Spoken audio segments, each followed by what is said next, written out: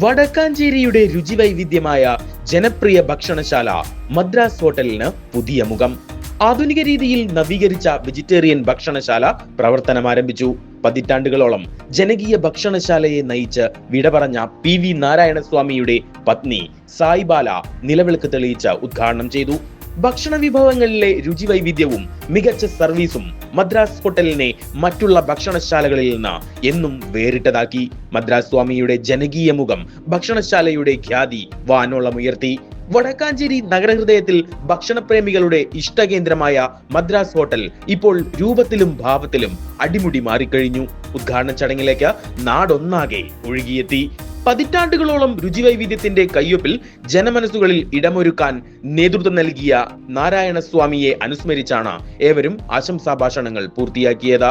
ആദ്യ വിൽപ്പന merchant association president Ajith Mallayya ഓൺലൈനായും ആക്സ് പ്രസിഡന്റ് VV ഫ്രാൻസിസ് നേരിട്ടെത്തിയും നിർവഹിച്ചു. നാരായണസ്വാമിയുടെ പുത്രനും വടക്കാഞ്ചേരി നഗരസഭാ പ്രതിപക്ഷ നേതാവുമായ PN വൈശാഖ് ചടങ്ങിൽ അധ്യക്ഷനായി.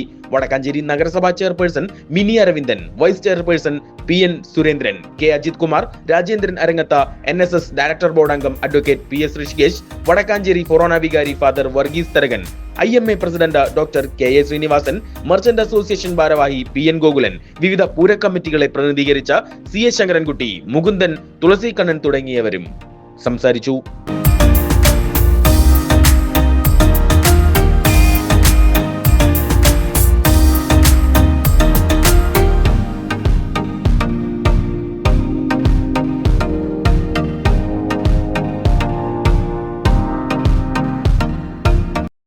മദ്രാസ് ഹോട്ടലിനെ കുറിച്ച് പറയുകയാണെങ്കിൽ ഒരുപാട് മനസ്സിൽ ഒരുപാട് പറയുവാനുണ്ട്. ഏറ്റവും നല്ല ഹോട്ടലായി ഞാൻ വരുന്ന കാലത്തൊക്കെ തന്നെ എനിക്ക് ഏറ്റവും ഇഷ്ടപ്പെട്ട ഭക്ഷണം ഉള്ളൊരു സ്ഥലം കൂടിയായിരുന്നു ഇവിടെ.